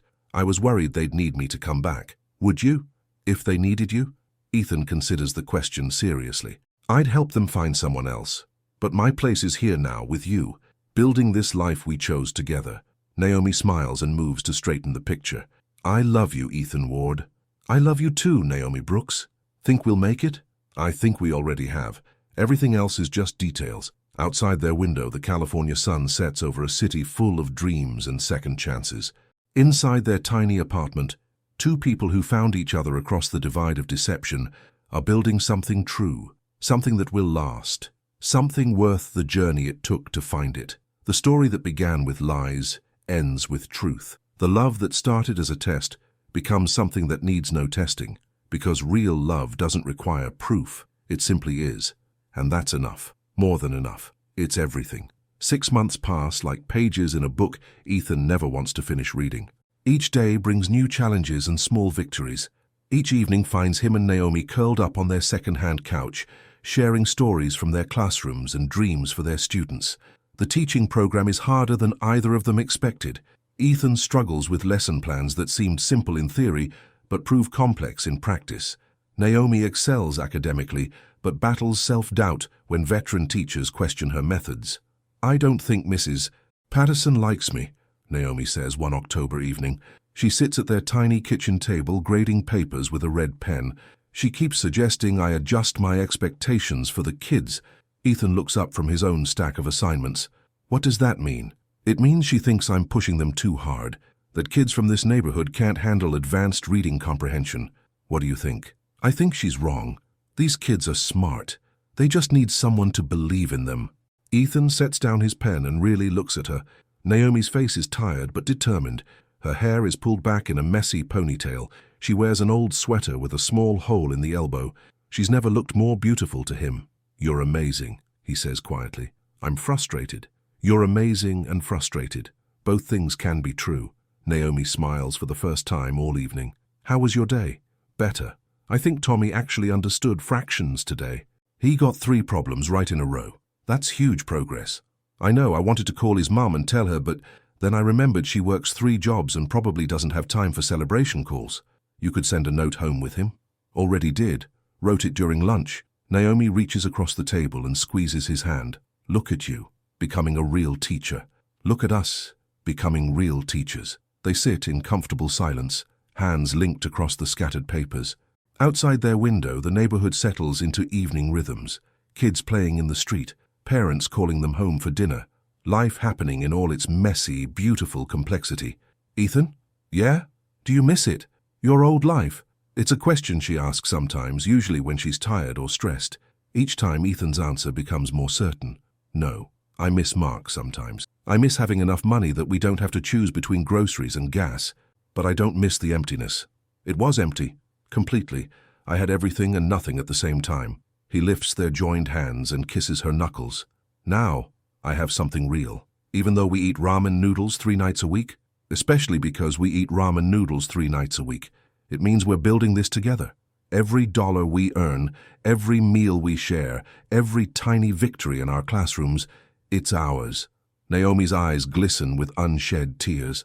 I love you. I love you too. They return to grading papers, but the mood has shifted. Lighter, more hopeful. This is their life now. Not perfect, but real. Not easy, but meaningful. The next morning brings unexpected news. Ethan's phone rings during his lunch break. Mark's name appears on the screen. Hey, Ethan says, stepping outside the school building. Everything okay? Define okay. Mark's voice sounds strained. The Dalton estate called. Clara Evans is spreading rumors about you and Naomi. Ethan's stomach drops. What kind of rumors? The worst kind. She's telling people that Naomi was blackmailing you, that she found out who you really were and demanded money to keep quiet. That's ridiculous. I know that. You know that. But Clara's story is gaining traction with people who want to believe the worst. Why does it matter? We're 3,000 miles away. Because the Daltons are considering a lawsuit. They think the whole situation reflects badly on their family. And because some of these rumors are reaching California. Ethan feels the blood drain from his face. What do you mean? Someone called the school district, asked questions about Naomi's background, her funding, how she got into the program. No. The word comes out like a prayer. Please tell me they didn't. They did. And now there's going to be an investigation into the scholarship, into whether Naomi deserves to be there. Ethan wants to punch something. After everything they've been through, after all the progress they've made, Clara's poison is still reaching them. What can we do? Come home. Face this head on. Clear both your names before it goes any further. We can't leave now. We're in the middle of the semester. Our students need us. Your students will understand if you have to take a few days, but if you don't handle this soon, you might not have a choice about coming back. The call ends, leaving Ethan staring at his phone in the California sunshine. How did something that happened 8 months ago still have the power to destroy their future?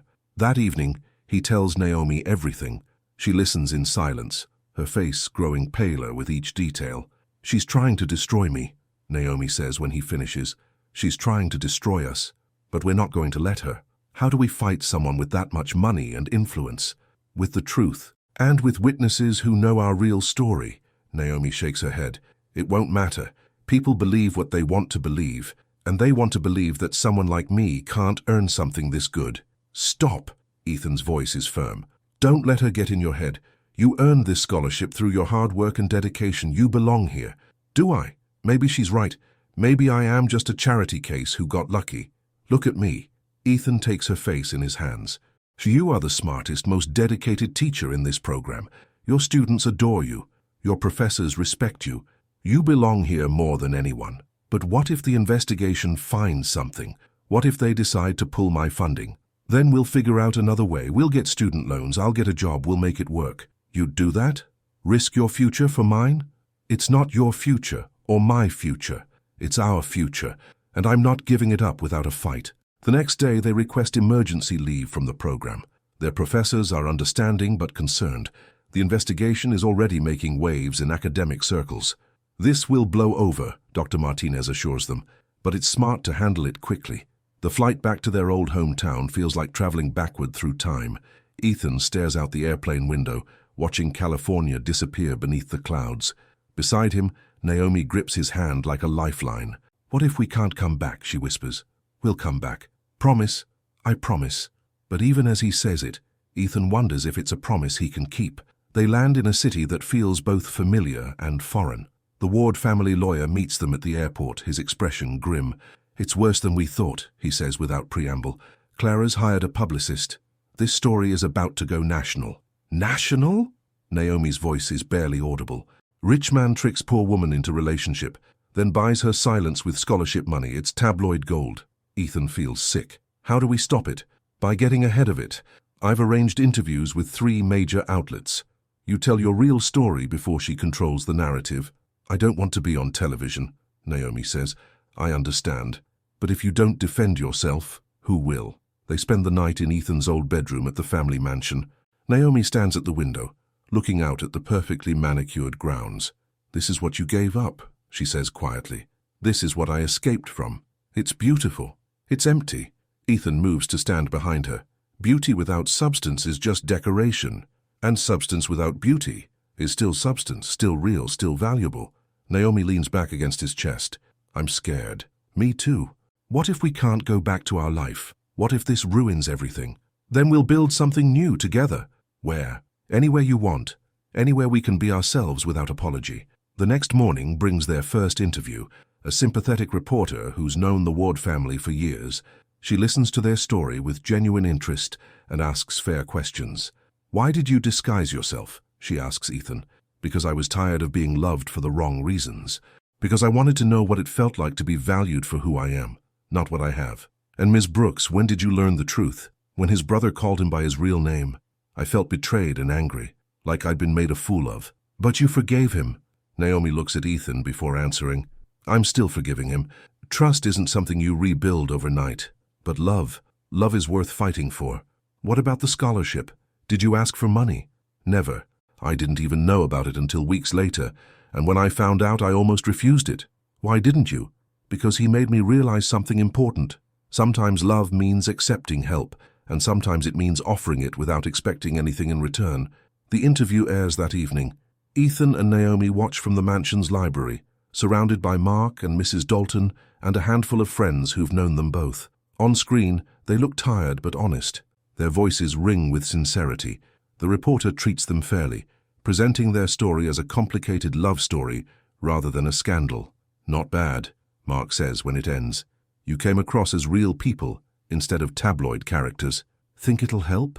Naomi asks. It's a start. The second interview is less friendly.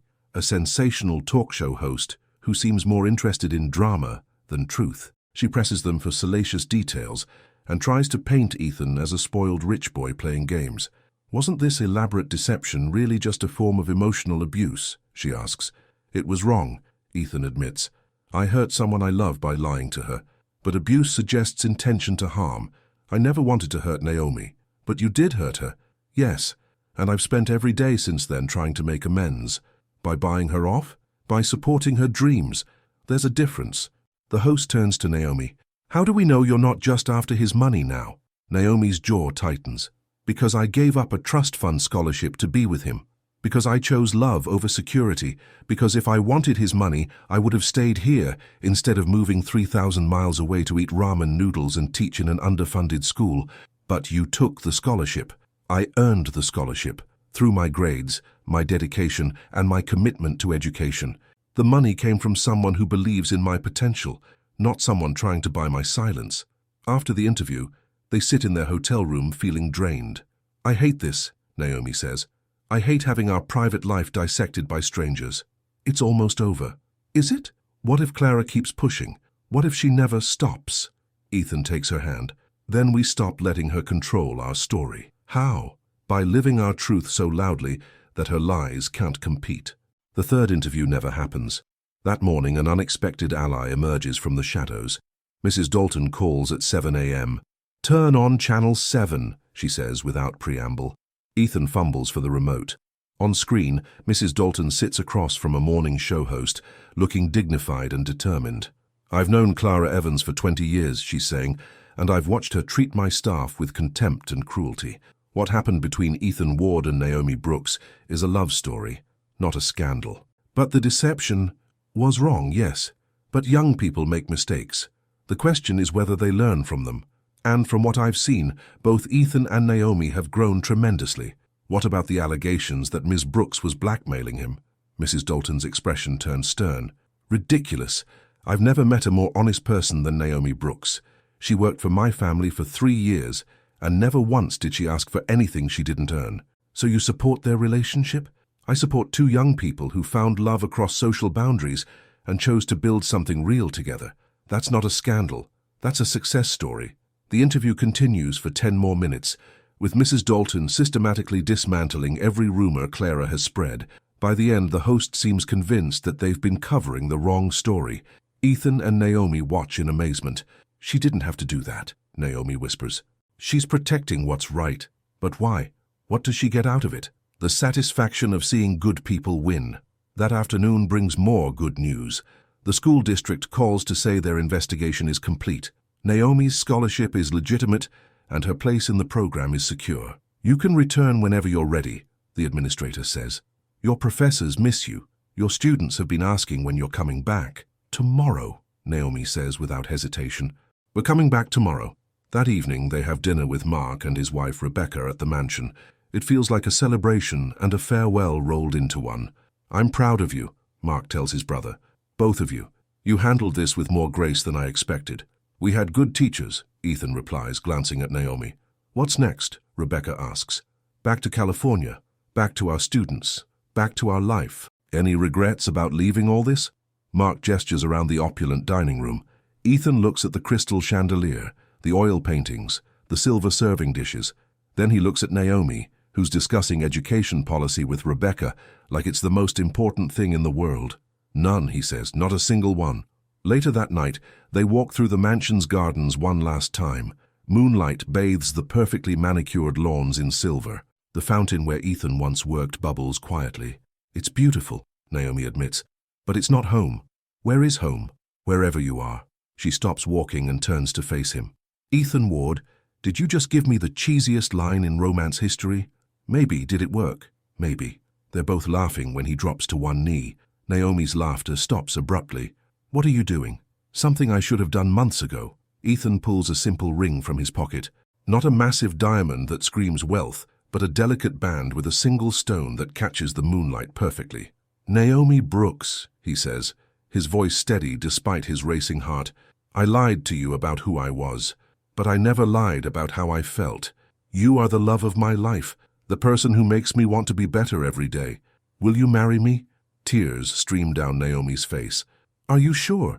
Really sure? Because I'm not going to change. I'm always going to be the girl who grew up poor, who sends money to her mother, who thinks ramen noodles are a perfectly acceptable dinner.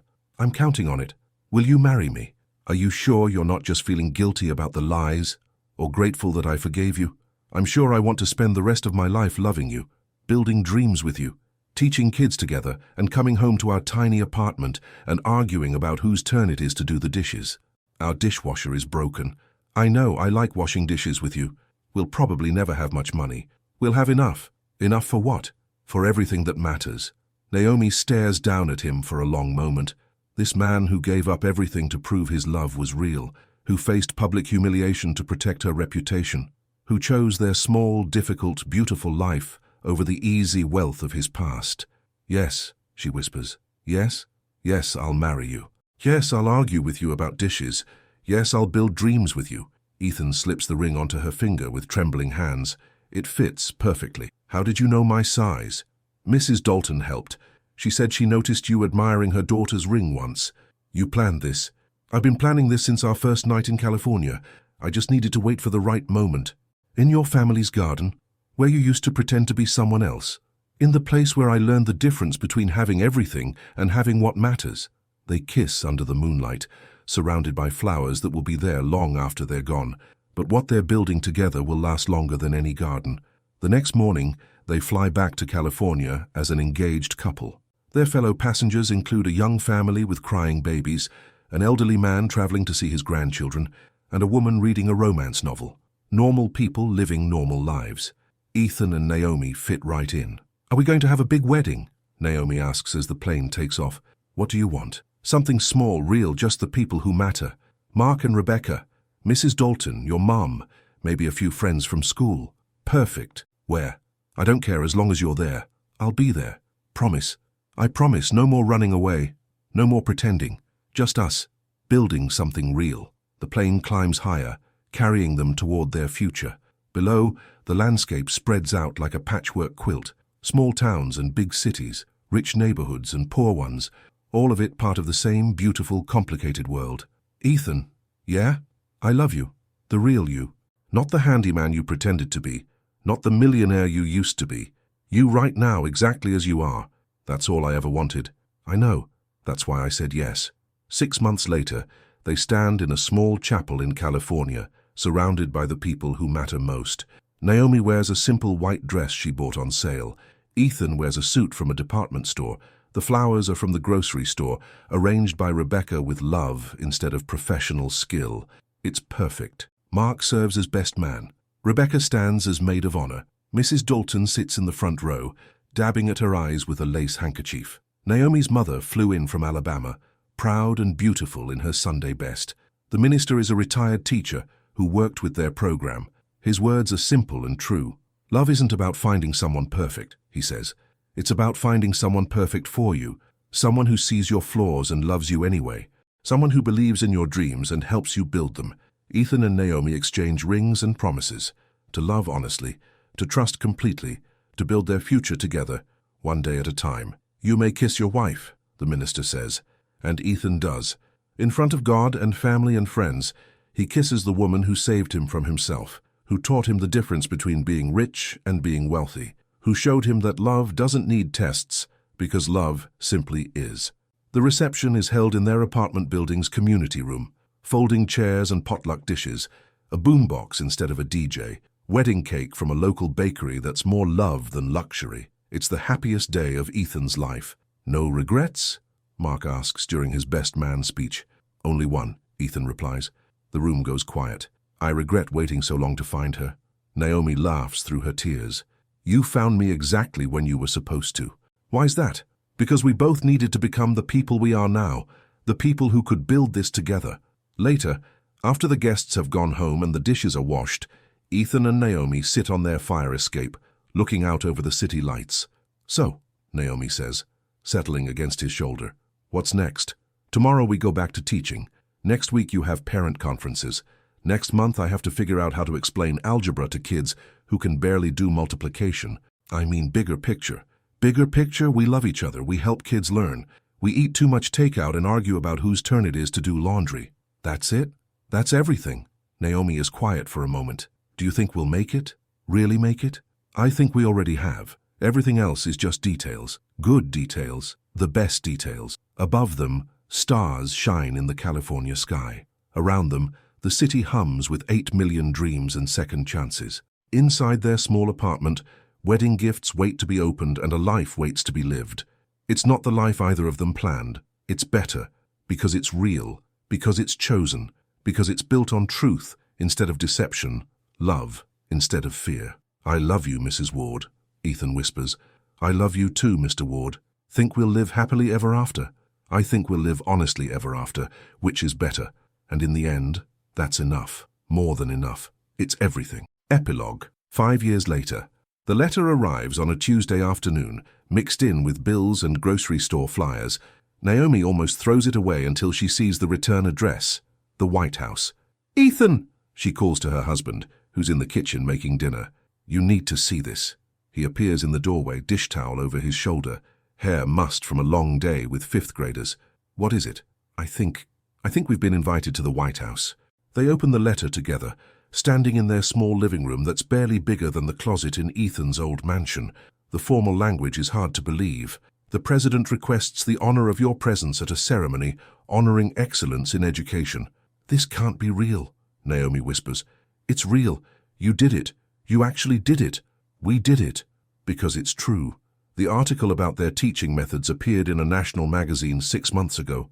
Their innovative approach to helping underprivileged students achieve academic success caught the attention of education officials across the country. Now they're being honored at the White House. Should we go? Naomi asks. Do you want to? I want to go with you, as your wife, as your partner, as someone who earned her place there. Then we go. 3 weeks later, they stand in the Rose Garden with 20 other educators from across America. Naomi wears a simple blue dress that brings out her eyes. Ethan wears his one good suit, the same one he wore to their wedding.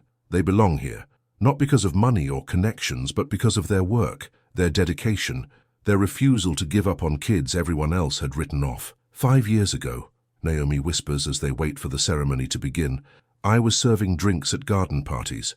5 years ago, I was pretending to be someone I wasn't. The black Mercedes rolled up the long gravel driveway just as the sun began to set. Daniel Whitmore pressed his face against the cool window and watched his family's mansion grow larger. 3 months away felt like forever. Business trips always did.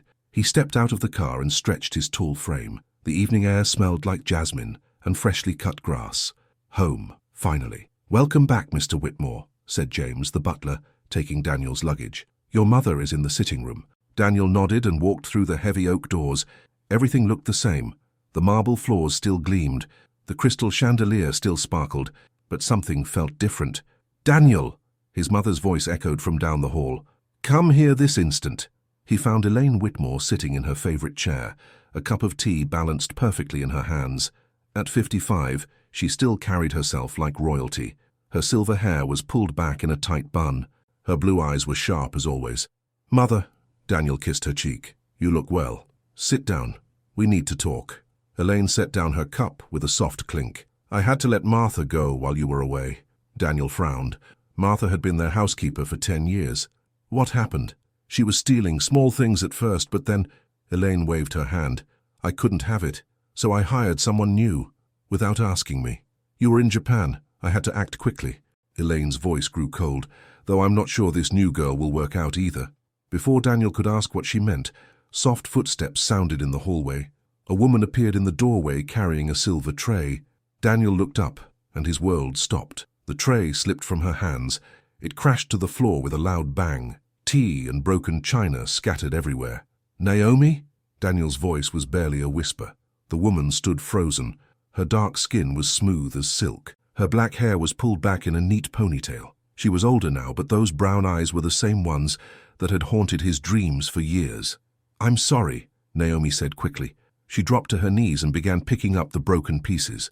I'll clean this up right away. Naomi Carter, Elaine said with ice in her voice. This is what I meant about the new girl being clumsy. Daniel couldn't move, couldn't speak. Naomi was here, in his house, after 9 years of nothing. "Be careful," he said, rushing to help her. "You'll cut yourself." Naomi looked up at him for just a moment. Her eyes were full of pain and something else. Anger, maybe. "I'm fine, Mr. Whitmore." The way she said his name like he was a stranger cut deep. "Mommy?" A small voice came from the hallway. Daniel turned and saw a little girl peeking around the corner. She had bright brown eyes and curly black hair tied up in 2 ponytails. She couldn't have been more than 8 years old. "Lila, go back to the kitchen," Naomi said quickly. But the little girl stepped into the room instead. She looked at the mess on the floor and then at Daniel. When she smiled, his heart nearly stopped. The smile was his own, the same crooked grin he'd had since he was a boy, the same dimple in her left cheek. "Hi," Lila said to Daniel. "Are you the man who owns this big house?" Daniel stared at her, at the way she tilted her head, at the way her nose crinkled when she smiled. It was like looking in a mirror. "Daniel?" Elaine's sharp voice broke through his thoughts. "Are you all right?" He looked at Naomi. She was watching him with fear in her eyes. Her hands shook as she gathered the last pieces of broken china. "Is she?" Daniel started to ask, but Naomi cut him off. "Come on, Lila, let's go finish your homework." Naomi stood up with the broken pieces in her hands. She grabbed her daughter's hand and hurried toward the door. "Wait!" Daniel called out, but they were already gone. He stood alone in the sitting room with his mother. His mind raced. Naomi was here, with a daughter who looked exactly like him, a daughter who had to be about 8 years old. 8 years ago he'd left for business school. 8 years ago he'd walked away from the best thing that had ever happened to him. "Daniel, sit down." Elaine's voice was firm. "You look like you've seen a ghost." Maybe he had. That night, Daniel couldn't sleep. He walked the halls of his childhood home and remembered. 9 years ago, Naomi had worked at the small cafe downtown. He'd been 22 and fresh out of college. She'd been 20 and beautiful beyond words. He'd gone to that cafe every morning for coffee. Not because the coffee was good, because she was there. "The usual?" she would ask with that bright smile. "Always," he would say back. It took him 3 months to ask her out. 3 months of morning small talk and stolen glances. When she finally said yes, he felt like the luckiest man alive. They'd spent 6 perfect months together. Picnics in the park, long drives with the windows down, quiet nights talking about everything and nothing. He'd loved her, really loved her, in a way he'd never loved anyone before or since. But then his mother found out. "She's not right for you," Elaine had said. "Think about your future. Think about our family name." And like a fool, he'd listened. He'd gotten into Harvard Business School and seen it as a way out, a way to avoid making the hard choice. So he'd left. No goodbye, no explanation, just gone. Now she was back, in his house, with a daughter who might be his. Daniel stopped walking. He was standing outside the kitchen door. Inside he could hear soft voices. "Is he nice?" a small voice asked. "Who, baby?" That was Naomi.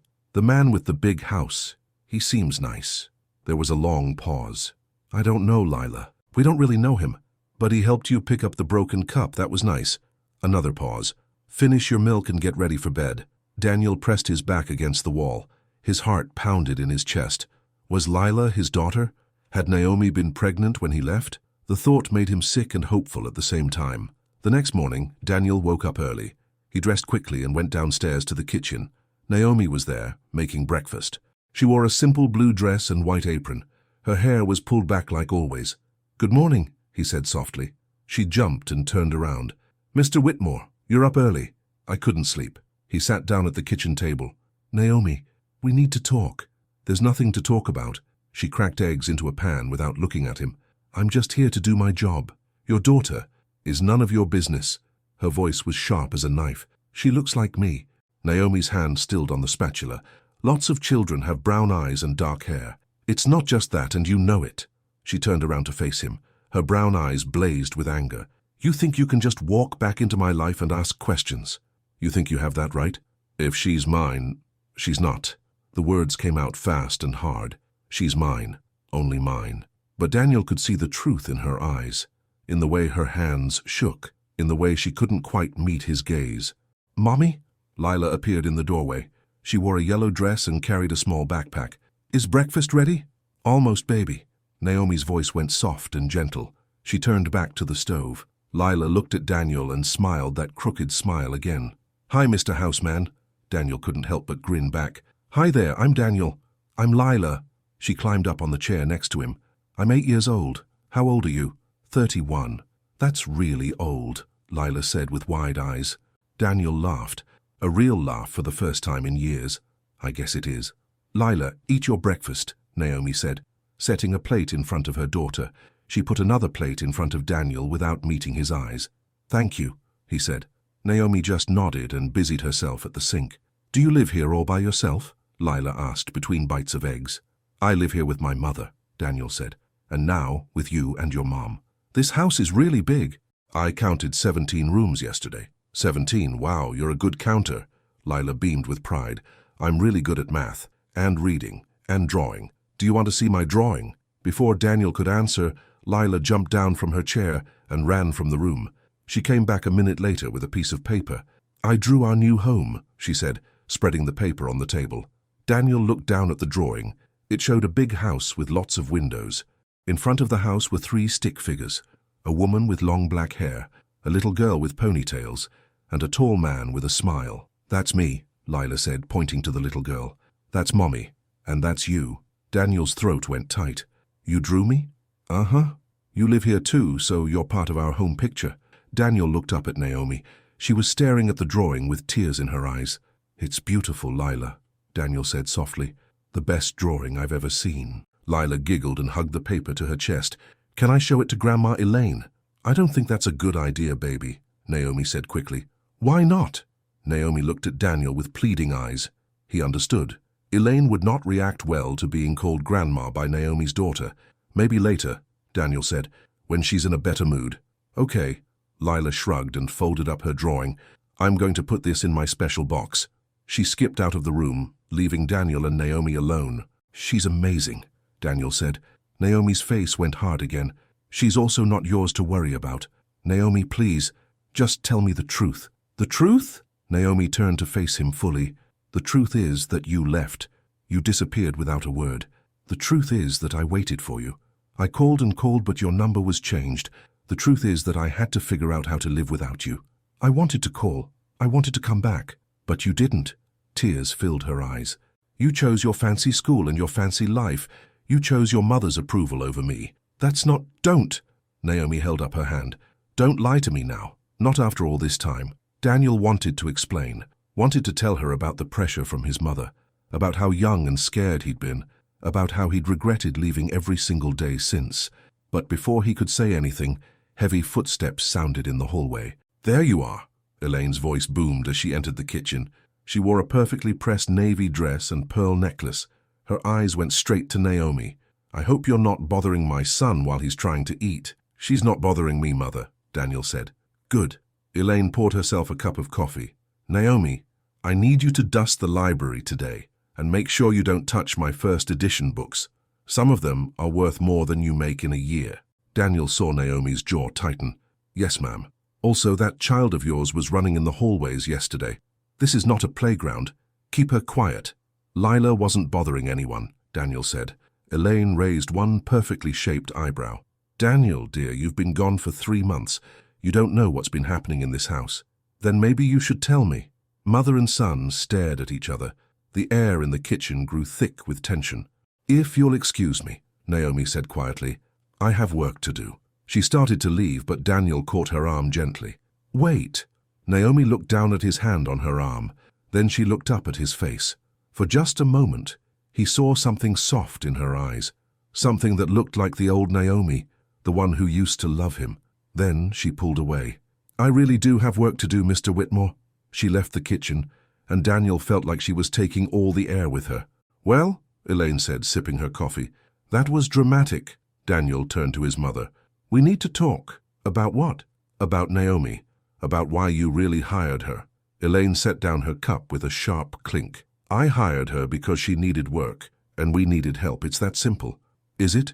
Daniel, what exactly are you suggesting? He looked at his mother's perfectly calm face. Elaine Whitmore never did anything without a reason. She was the kind of woman who planned 3 moves ahead in every situation. I'm suggesting that you knew exactly who she was when you hired her. Elaine's smile was cold as ice. Of course I knew who she was. I'm not a fool. The question is, what are you going to do about it? Daniel stared at his mother. What do you mean? I mean that girl has been working here for 2 weeks. Her daughter plays in our garden. They sleep in our guest room. And every day that little girl looks more and more like you when you were her age. Daniel's heart pounded. So you think... I think, Elaine said slowly, that you have a decision to make. Are you going to let the past stay buried, or are you going to dig it up and deal with the consequences? Before Daniel could answer, light footsteps ran into the kitchen. "Mommy!" Lila called out. "I can't find my backpack. I think you left it by the stairs, baby." Naomi's voice called back from somewhere in the house. Lila spotted Daniel and grinned. "Hi, Daniel. Want to help me find my backpack?" Daniel looked at his mother's stern face. Then he looked at this beautiful little girl who might be his daughter. The choice was easier than he'd thought it would be. "I'd love to help," he said, standing up from the table. Lila grabbed his hand and tugged him toward the door. Her small fingers felt warm and right in his. As they left the kitchen together, Daniel heard his mother call out behind them. "Be careful, Daniel. Some things are better left alone." But as Lila chattered happily beside him, Daniel knew it was already too late for that. They found the backpack by the front stairs, just like Naomi had said. Lila swung it onto her shoulders and adjusted the straps. "Do you want to walk me to the bus stop?" she asked Daniel. "I don't think your mum would like that. She's cleaning upstairs, she won't even know." Lila grabbed his hand again. "Please, I've never had anyone walk me to the bus stop before." The words hit Daniel like a punch to the chest. This little girl had been walking to the bus stop alone. If she was his daughter, she'd been doing everything alone. "Okay," he said, "but just this once." Lila's face lit up like Christmas morning. "Really? Really?" They walked down the long driveway together. Lila skipped beside him, pointing out flowers and birds and interesting rocks. She was smart and funny and full of life. "My Uncle Marcus says rich people are mean," Lila said, as they reached the end of the driveway. "But you're not mean at all. Your Uncle Marcus?" "Mommy's brother. He comes to visit sometimes. He doesn't like big houses or fancy cars." Lila swung their joined hands back and forth. "He says people with money think they're better than everyone else." Daniel felt a stab of guilt. Maybe Uncle Marcus wasn't wrong. "What do you think?" Daniel asked. Lila considered this seriously. "I think some people are mean and some people are nice. It doesn't matter if they have money or not." "That's very wise." "Mummy says I'm wise like my daddy." Lila's voice went quiet. "But I don't know my daddy. He went away before I was born." Daniel stopped walking. His heart hammered in his chest. "Your mum told you that?" "Uh-huh. She said he had to go far away for work and couldn't come back." Lila looked up at Daniel with those familiar brown eyes. "But maybe someday he will come back. Maybe he's looking for us right now." The yellow school bus rounded the corner before Daniel could respond. Lila waved goodbye and climbed up the big steps. She pressed her face to the window and waved again as the bus drove away. Daniel stood alone at the end of the driveway. His mind raced with questions. When was Lila born? Had Naomi tried to contact him? Had she been pregnant when he left for school? And the biggest question of all, was he the daddy that Lila talked about with such hope in her voice? He walked back to the house with heavy steps. When he opened the front door, he found Naomi standing in the hallway. Her arms were crossed and her face was angry. "Where is my daughter?" she demanded. "I walked her to the bus stop. You had no right to do that. She asked me to. I couldn't say no." Naomi's eyes blazed. "You don't get to play daddy, Daniel, not after 9 years, not when it's convenient for you." "I'm not playing anything. I'm trying to understand." "Understand what?" "Whether that little girl is my daughter." The words hung in the air between them. Naomi's face went pale. For a long moment, neither of them spoke. "She's not," Naomi said finally, but her voice was quiet now, uncertain. "Naomi, please, just tell me the truth. When was she born?" Naomi looked away. "I can't do this. I have work to do." She started to walk away, but Daniel stepped in front of her. "When was she born?" he asked again. Naomi's hands shook. Tears filled her eyes. "December 15th, 8 years ago." Daniel did the math quickly. If Lila was born in December, she would have been conceived in March, 9 years ago, right around the time he'd left for school.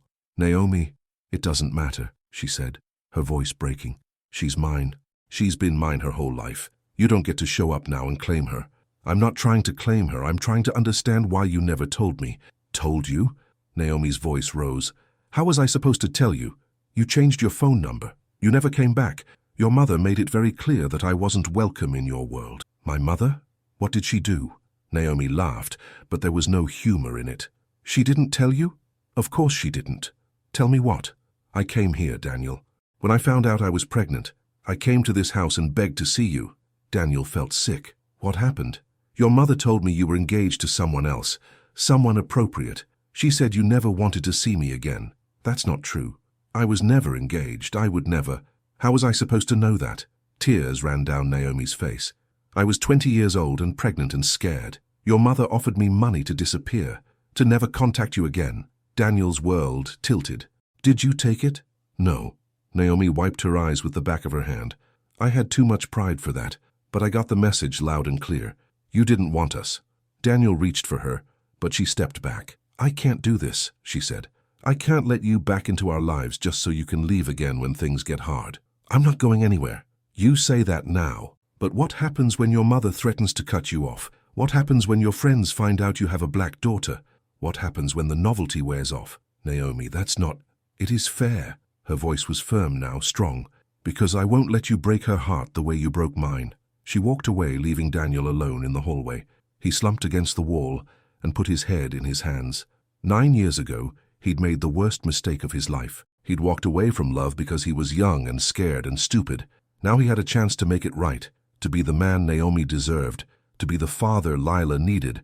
But first, he had to prove that he'd changed, that he was worthy of their trust, and that was going to be the hardest thing he'd ever done.